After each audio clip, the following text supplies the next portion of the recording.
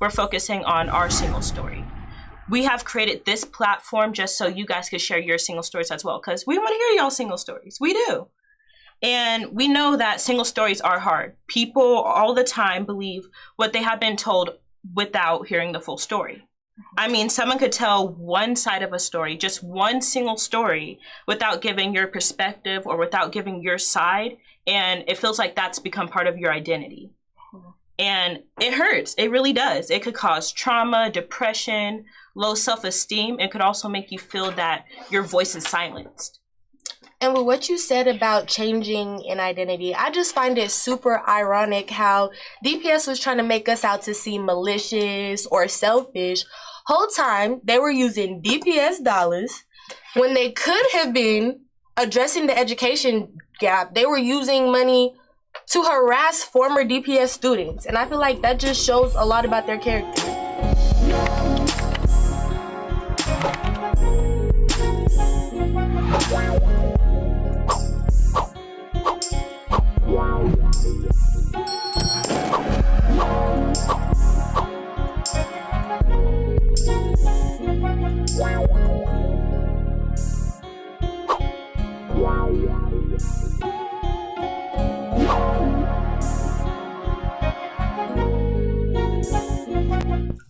I'm DAHNI. I'm KALIAH. And I'm JENELLE.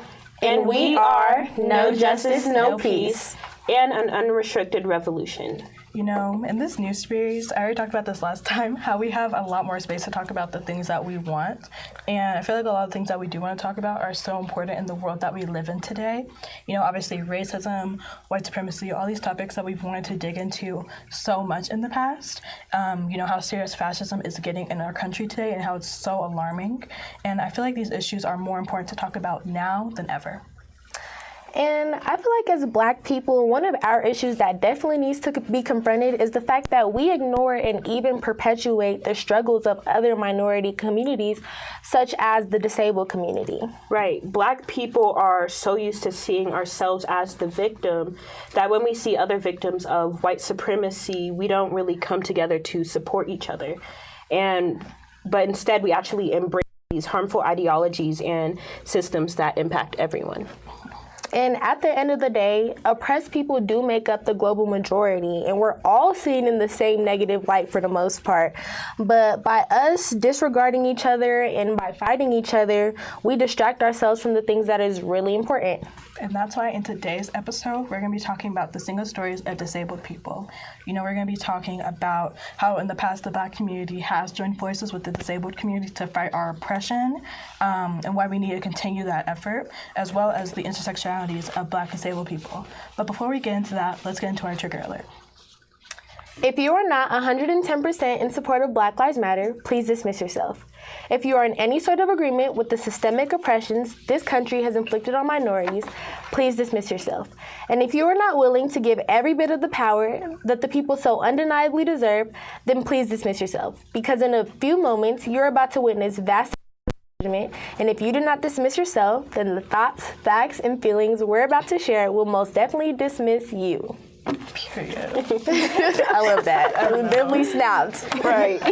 And you know, as we continue to talk about this topic of single stories throughout this whole season, I feel like specifically when it comes to disabled people, you know, some people are used to seeing one single story or multiple single stories, but the single story of disabled people is kind of the only way that we see them in a lot of scenarios, that, you know, they need help with everything, that we see them as less than, and I just don't see the purpose of that.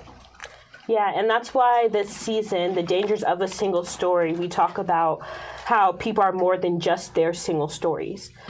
instead of dehumanizing and only showing them in a negative light, that's what single stories are, right?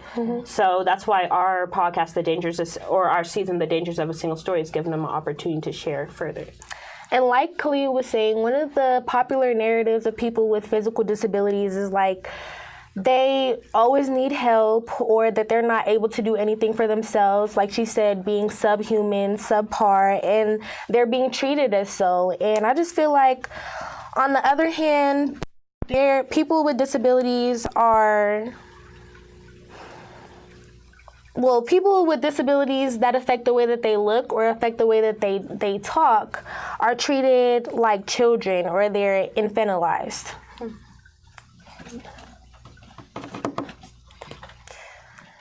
Man. Bradley Lomax was a member of the Black Panther Party. He was also a wheelchair user, a independent living activist, and his work supported the needs of people with disabilities in the community of Oakland, California. On April 5th, 1977, Bradley Lomax was a part of a group of protesters that ended up occupying the Health, Education, and Welfare building in San Francisco. They occupied that building to demand the signing of Section 504 of the Rehabilitation Act. And that section of the law provided protection against discrimination for people with disabilities. The 504 sit-ins were ultimately successful. The regulation was signed, and they actually have the record for the longest sit-in of a federal building in U.S. history. Part of the reason, one of the major reasons why the 504 sit-in was successful is because Bradley Lomax was able to get the Oakland chapter of the Black Panther Party to bring hot meals on a daily basis to the protesters who had to stay in the building. So when I see a student who's able to get support for their disability in school via a 504 plan, or if I see a person who uses a wheelchair who's able to benefit from accessible public transportation like a bus, in my heart I say thank you.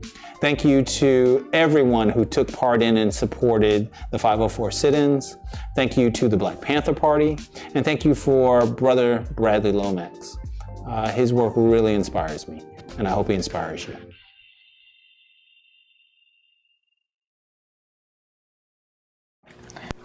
That video you just saw, we're going to talk about him a little bit more down the line too, but he was talking about Bradley Lomax, who was a member of the Black Panther Party, who was also a wheelchair user. And I feel like, especially when it comes to activism, especially within the disability community, it's already a whole movement in itself to, get accessibility, get the things that they need, healthcare, things like that.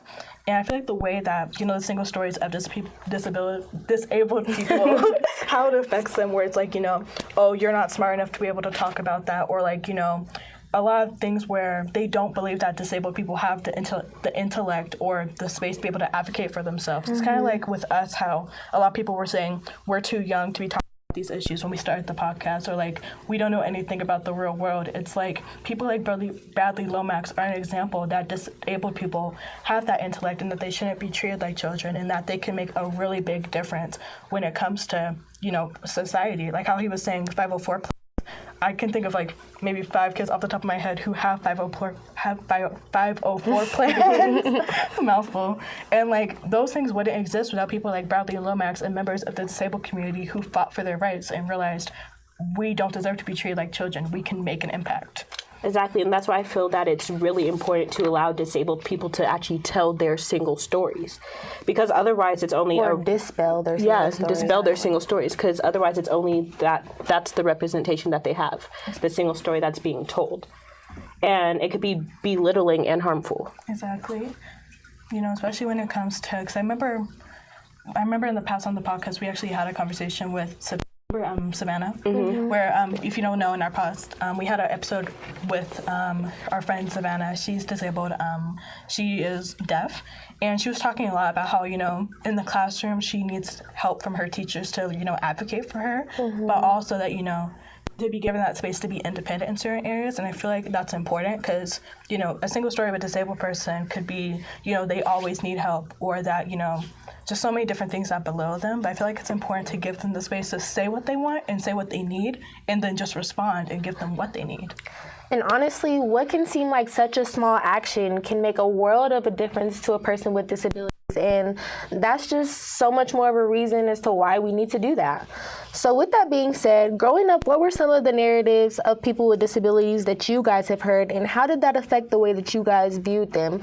And then what do you now know that you wish you knew as a child? I think that's a good question.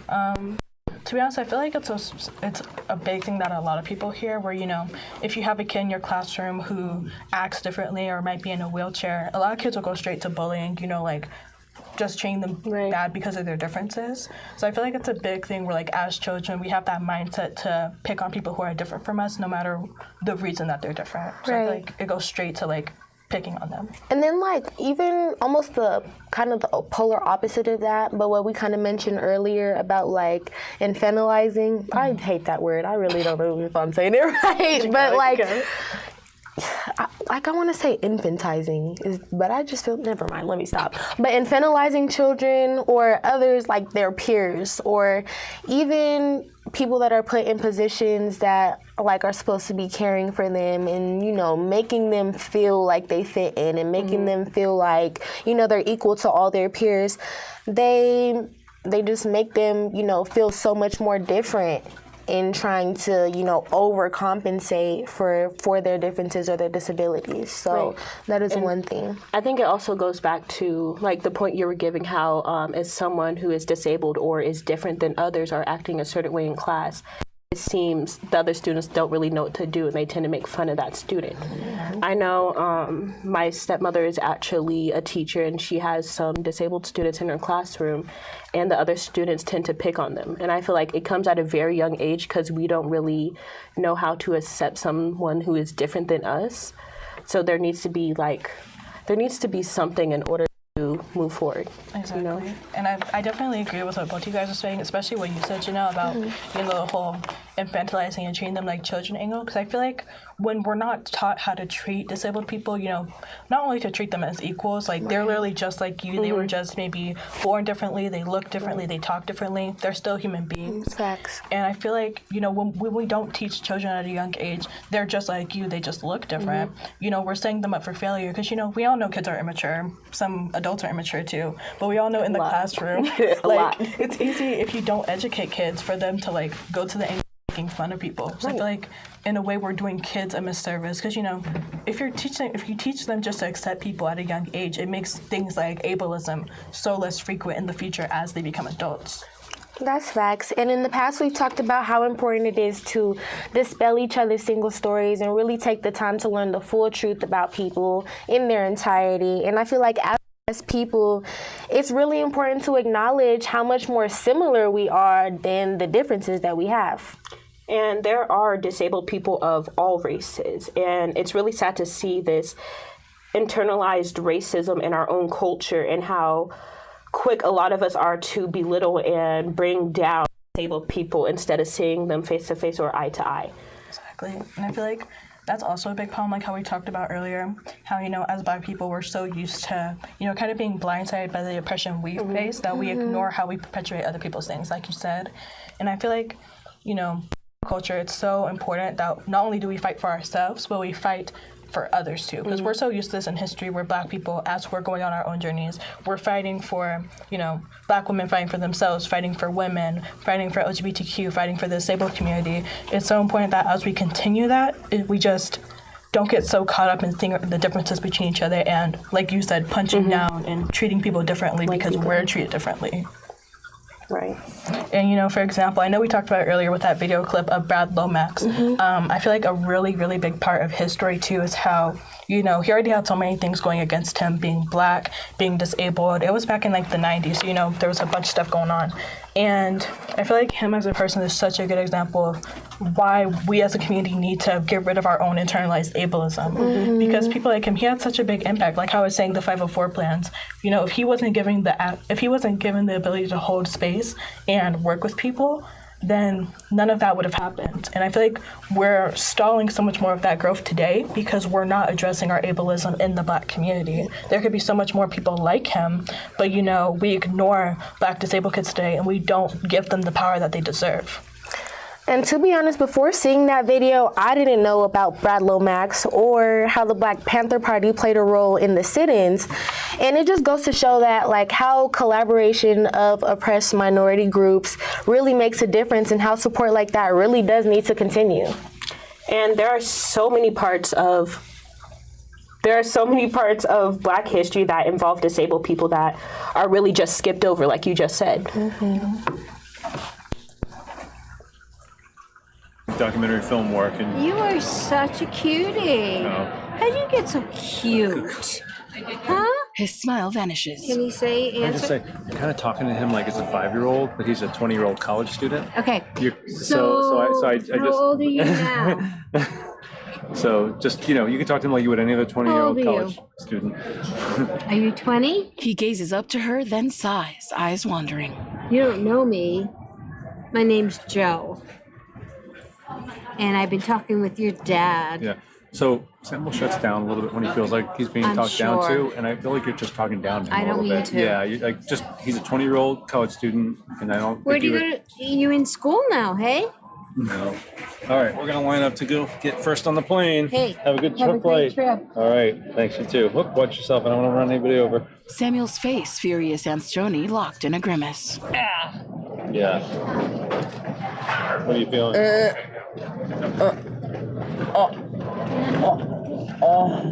What are you feeling? Pissed off. Yeah. Yeah, I know. Dan tenderly grips his son's shoulder. Samuel's t-shirt. Without communication, there is no freedom. They head down the jetway. Disabled people like me. So as y'all just saw in that video clip, it's a little bit what we were talking about earlier. Once again, that example of disabled people being infantilized. Like, I don't know if you guys heard in that video, but he's 20 years old. Like, imagine if, in that scenario, if it was you, Janelle, you're like 20, 21, somebody was talking to you like you're a child. Yeah. It's like, that has to be so demeaning. Looking like, are you good? I'm grown. I'll go back home. Hi, sweetie. How are you? You're cute, aren't you? It's like, I'm grown. I just want to pinch your cheeks.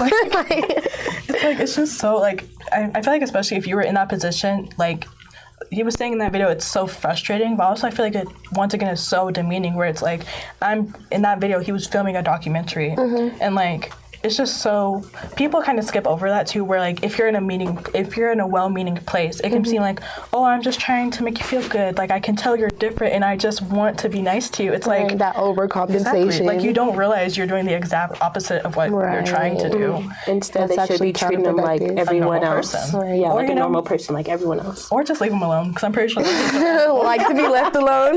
Like, I don't know you, lady. And it's like, he really probably was like like, and like I also want to talk about too, like bringing it back, how when it comes to our own Black history, a lot of times the identities of the people we're talking about get omitted. Like, they skip over the fact a person was LGBTQ, or they skip over the fact that a person was disabled. Like, for example, we all know Harriet Tubman. She helped with the Underground Railroad, freeing hundreds of slaves. But a lot of people don't know that in her childhood, while she was still enslaved, she was hit by, I believe it was a person working at a store. They thought she was stealing, and they hit her with something. And she suffered from epileptic seizures. And English is hard, period. For real. And from that injury, she became disabled. She had seizures while she was on the Underground Railroad that really inhibited her ability. And as you'll see here, moving forward into the Civil Rights Movement, people like Fannie Lou Hamer and Johnny Lacey, they were both born with polio, which gave them lifelong disabilities. And we talk about these people in school, but we don't really talk about who they were as people and the things that they went through. And actually, speaking of school, one thing that I was not taught in school, literally learned while I was researching this podcast, was this guy named Thomas Wiggins, right? And he was autistic, and he had this thing called savant syndrome, which is basically like when you're autistic, sometimes people are like really, really like expert levels good at something. And he was this amazing pianist, and he was actually the very first Black performer invited to the White House. Oh, wow. And it's just crazy. We're like, if you're learning, for example, music history, and they're talking about Black people, without learning about them, you wouldn't know that one of the first Black performers invited to the White House was a disabled person. Right. And there's so many people, so many more people in history that are Black and, have their identity as Black and disabled ignored. And it's just simply because of the fact that they don't fit the stereotypical picture of what a person with disabilities looks like. In fact, there's actually a ridiculous amount of Black people who are represented and underdiagnosed for disabilities, and they're denied the resources they actually need. There is a clip that I want to show y'all that I believe talks about how Black people in the community are underrepresented.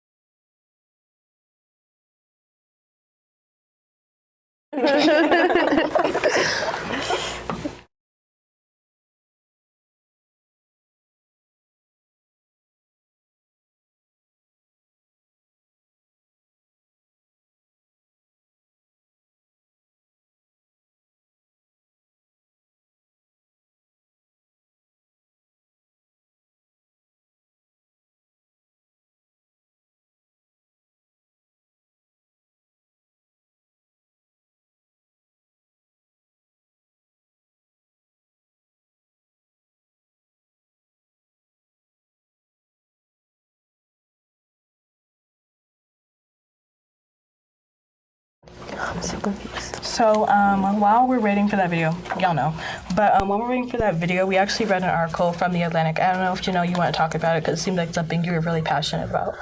It was that article. Being Black and disabled. Okay.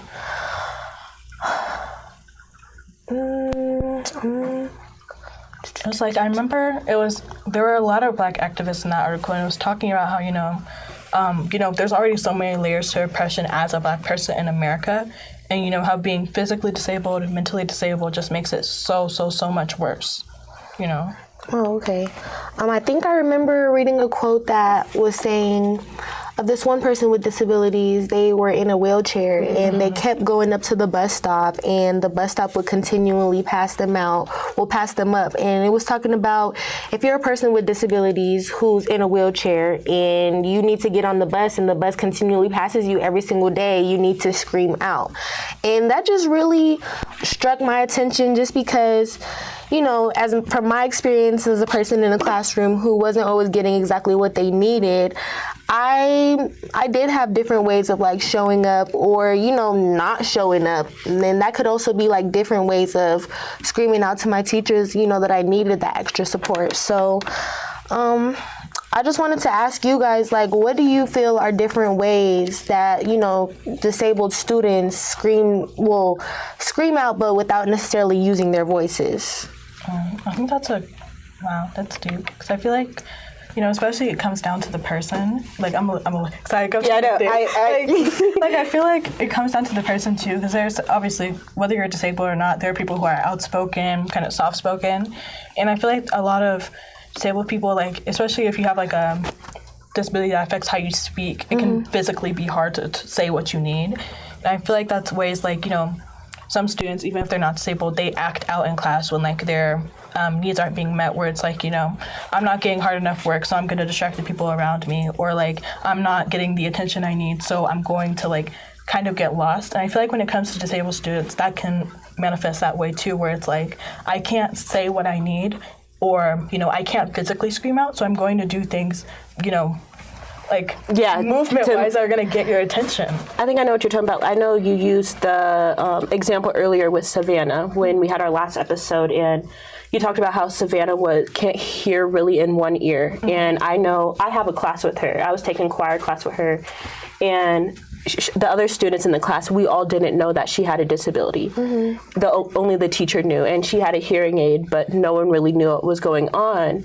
And when she couldn't hear something, or she felt like she couldn't participate in class, she would tend to ball up in a circle in the corner and just sit there and not cry, but like, you know, get very teary-eyed because she didn't understand what was going on.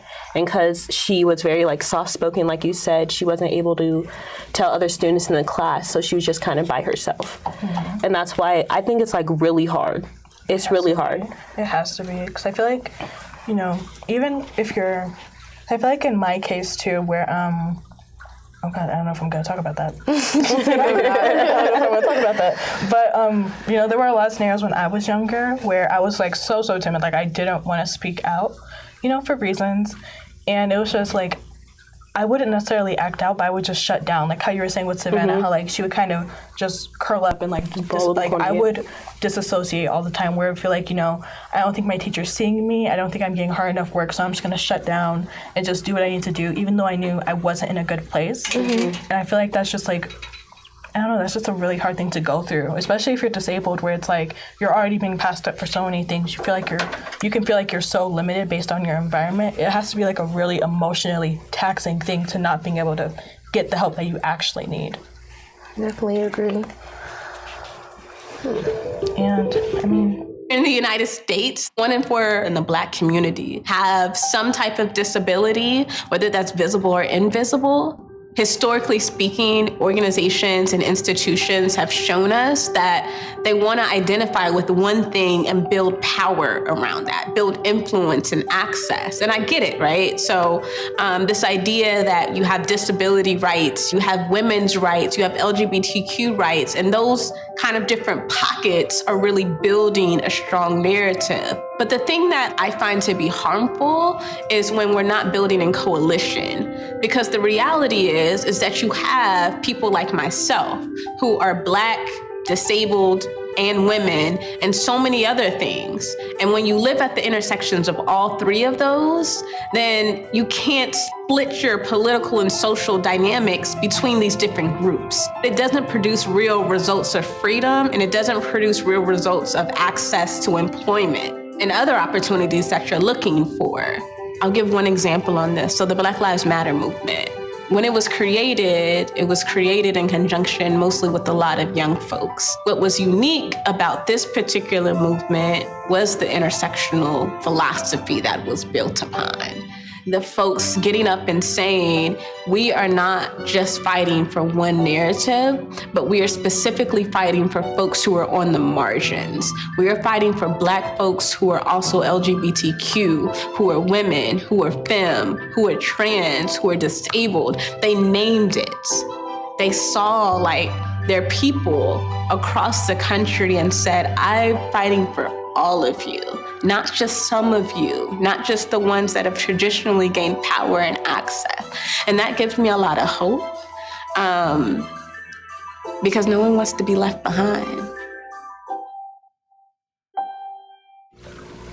So it's already hard enough as it is being Black, but we know that with intersectionality in our identities, that could definitely make things even harder. Exactly. And I feel like with movements such as Black Lives Matter that were, you know, built off this idea to support all Black people, especially when it comes to things like, you know, police brutality, where there really is, among Black people, no discrimination in police brutality, at least among who experiences it. And I feel like it's meant to represent and speak for Black people, no matter what the different parts of their identity are. And I feel like that's so important, because when it comes to such a pressing issue with how Black people are treated in our society, there's no point in like omitting parts of their identity, because who they are affects the way that they're treated in society. Thanks. And in the Black community, something that we always hold ourselves to is that so many Black people feel like they're left behind because of these intersectionalities, like you said. Exactly. Like I think we talked about it a little bit earlier too, but how like, you know, especially with all the internalized ableism, homophobia, transphobia in the Black community that a lot of people don't want to talk about. We leave our LGBTQ sisters and brothers and just siblings behind all the time, where it comes to, you know, if a Black person comes out in their home, they're kicked out, or, you know, there's not immediate support. Those are all ways that as Black people, we need to get over these prejudices and support each other fully, especially like, you know, because at the end of the day, we're all Black. Like, I think we can say that. At the end of the day, we're all Black. No matter what parts of our identity are different, we're supposed to support each other, because on the truth is, in the outside world, nobody is. Right. And as a Black person, if you're LGBTQ, if you're disabled, if you can't expect your own community to support you, who else will? It's hard, yeah. You know? And in that same article that we were talking about earlier, what it's like being Black in America, while it's definitely important to speak in solidarity with our people who are oppressed as well, and especially our people in the community with disabilities, it's really vital for them to be able, well, for us to be able to hear from them directly. Right. And I feel like while we're talking about, because that article was labeled what it's like to be Black and disabled in America, if you want to check it out, it's actually pretty cool. I think we should highlight again the intersectionalities of being Black and disabled.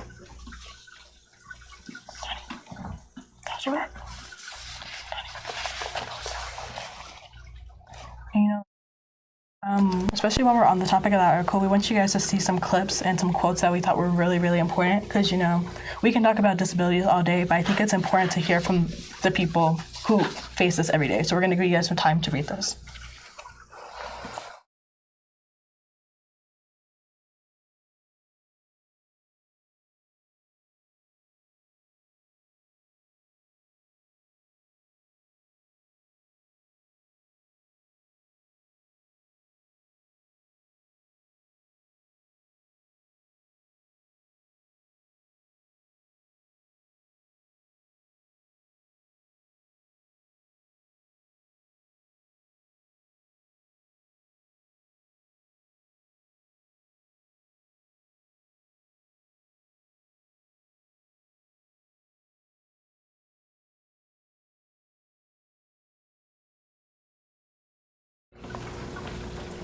And, you know, I feel like, especially after reading some of those quotes, and, like, I guess from an outside perspective, being able to hear what the Black disabled experience is like, I feel like we don't talk enough about how, like, on one hand, being Black affects your entire life. Like, the way people view you, the opportunities you get.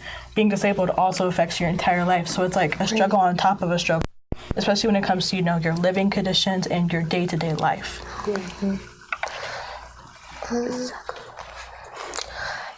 Well, I definitely agree with you. And like how Black people on average have a higher percentage of having a disability than the total population, and that disabled Black people live in poverty 10% more than the total amount of disabled Americans.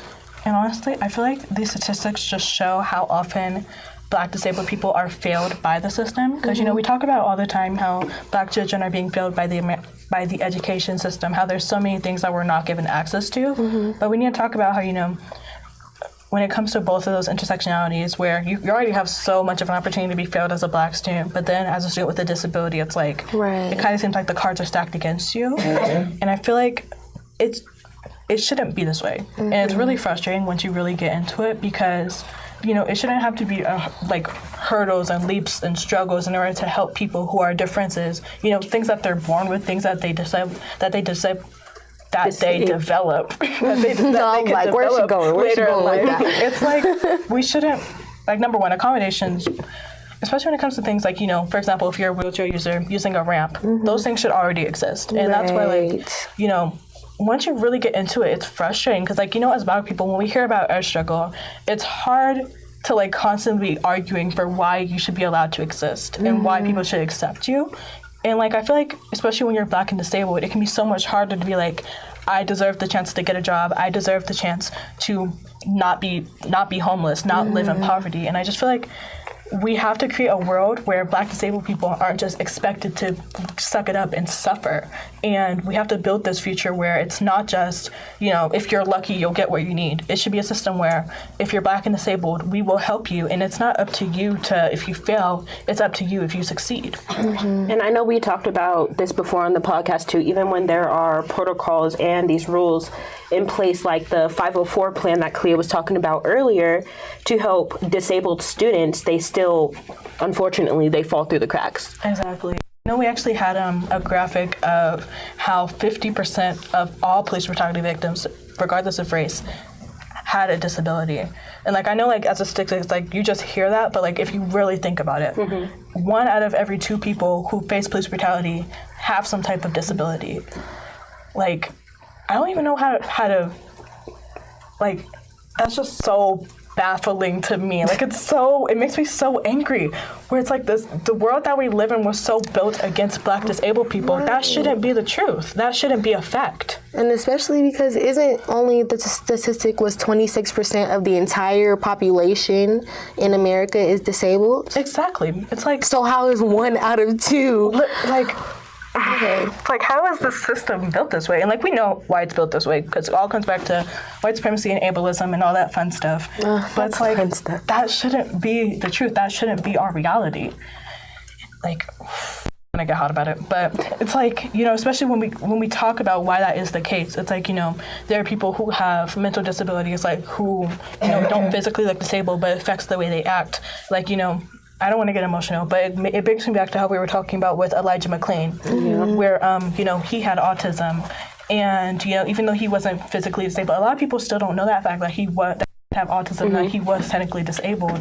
It's like, when the system is built that way, where if you act weird or if you don't talk the right way, you just get killed. Like, that's the expectation. But it's like, you know, a lot of people think that's shady behavior, and that, I don't even want to get into like the technicalities of how wrong police training is and like what it means when somebody's guilty.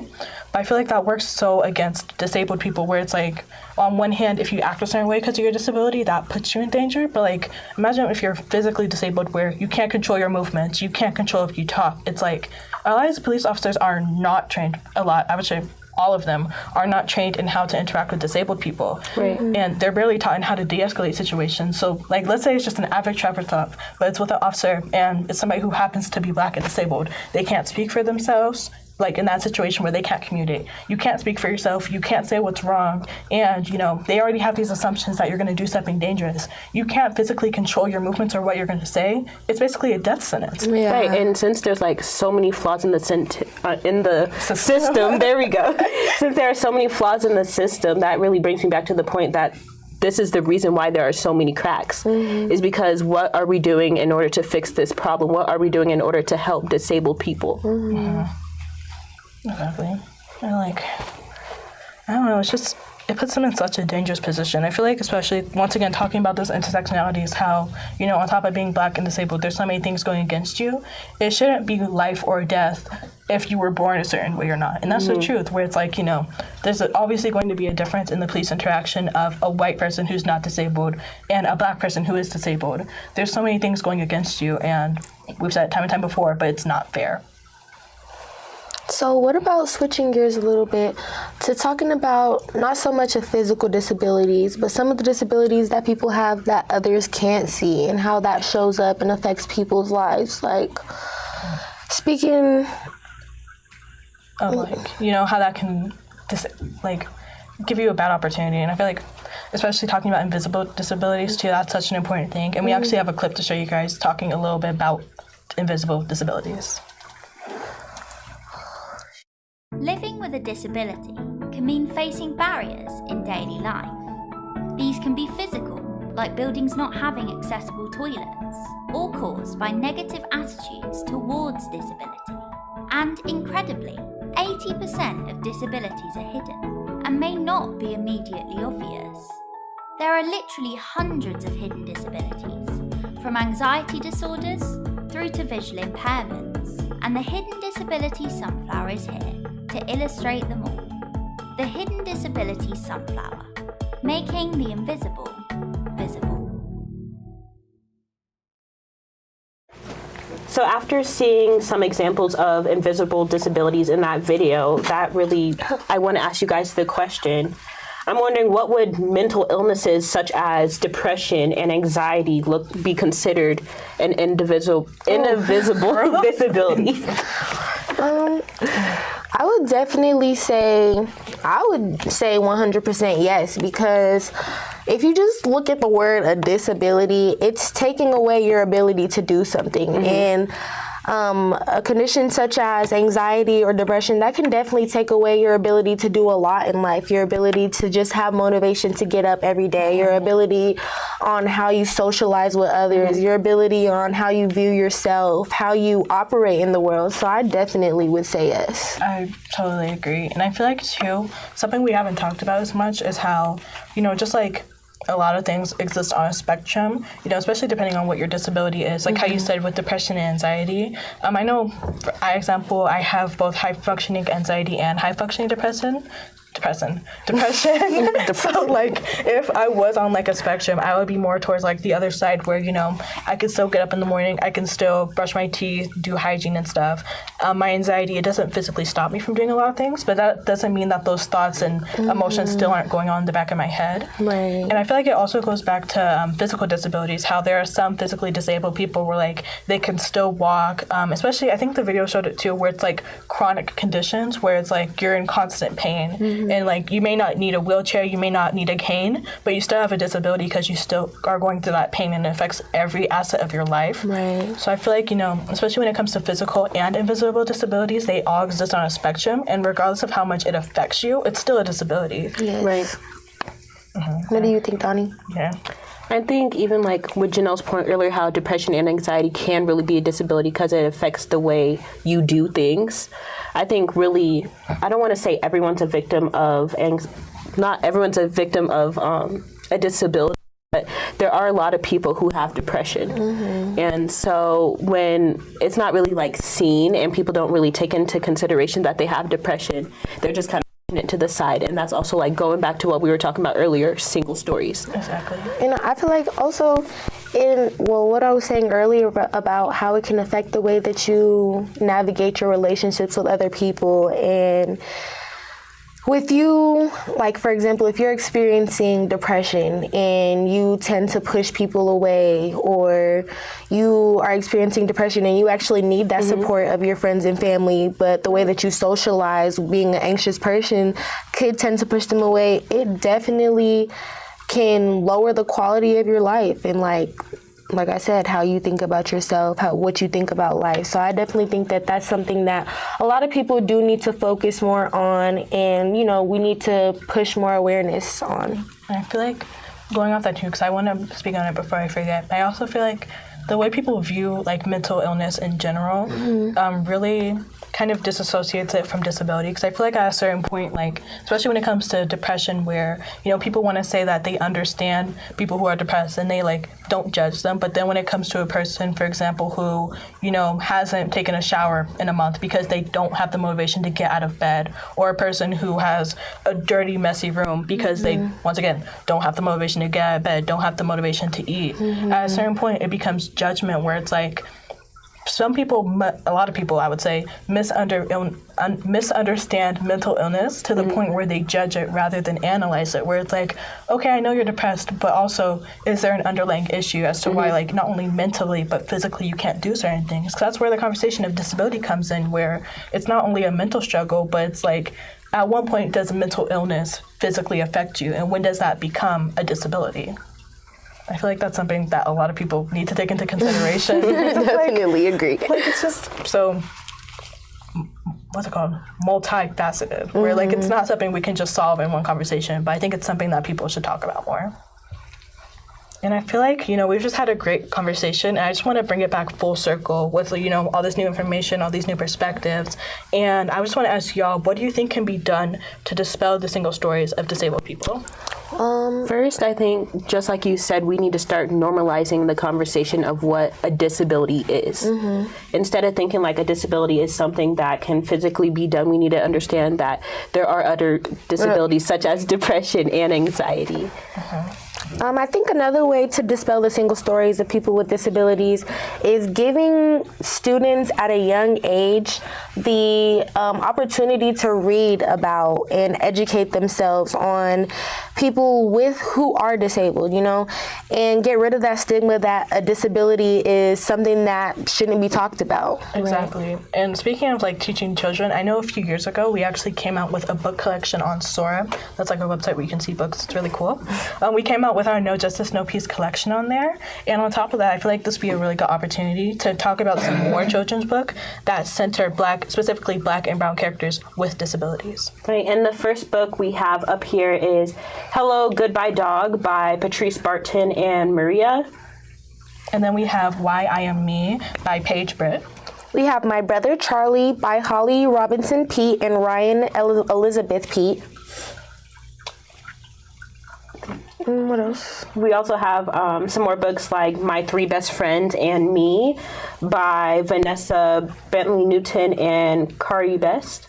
And then we have Special People, Special Ways by Arlene McGuire and Sheila Bailey. King for a Day by Roxana Khan and Christiane Malik. And then work with me, y'all, because y'all already know how my pronunciation, girl. She said pronunciation. So we're going to take this slow. A Rainbow of Friends by PK. We're going to say Holland. Okay. No. Helene. PK. I think it's Helenon. Helenon. There we go. Yep. We're going to go with that one. It's up there. It's up there. Says that pronunciation. Okay. And then we have Emmanuel's Dream, the true story of Emmanuel Ofoso Yuoba. And that is by Lori Ann Thompson and Sean Qualls. And lastly, oh my God, I'm gonna talk about it. But this book is called Why Does Izzy Cover Her Ears? Dealing with Sensory Overload by Jennifer Vienendahl. Mm-hmm. And just talking about this last book, I feel like this could have helped me so much as a child because I deal with sensory overload. Mm-hmm. And if you don't know, sensory overload is basically where, like, you know, if it's a bunch of different sounds, a bunch of different sensations like lights, it can really be anything, but when so many sensory things are coming at you that they impact you mentally, like you could have an anxiety attack, you can just blank out. I suffered with that a lot. I still do, but especially as a child where, you know, all of a sudden so many things would be going on and I wouldn't know what to do about it. Mm-hmm. And like it would cause me a lot of stress, a lot of anxiety. And I feel like if I had this book when I was a child, it would have helped me so much to process those emotions because, you know, once again, talking about how if we teach kids at a younger age what disability can look like and even how to, I feel like going further, how to recognize if you have a disability before you get formally diagnosed, that could help kids so much to know, you know, even though I don't know what I'm going through, I know that somebody else goes through that and it's okay. I'm not the only one, yep. Yep. Or it's nice to know also that if you don't know what you're going through, there's people out here that have been looking out for you and can help you and support you and educate you on what it is that you're going through. But with that being said, you guys, we are coming to the end of this episode. And like we said last episode, we would love to know if you guys have any single stories. If you do, please do contact us because we would love to provide a platform for you to get on and talk about it. And if you're interested, we have a form that you could fill out in the description box, and you can email us at kjkpthetake@gmail.com. And lastly, just don't forget to follow us on our social media. No Justice, No Peak, Unrestricted. No Justice, No Peace. No Justice, No Peace. Unrestricted Revolution on Facebook, Instagram. I think he was saying we're going to start streaming on Twitch, Instagram, all the good stuff. Follow us. Facebook, all YouTube. Over there. All the good stuff. All the good stuff. And, you know, just show us some love, like this video, give us some comments, and just subscribe so you can see more of No Justice, No Peace on our network. R.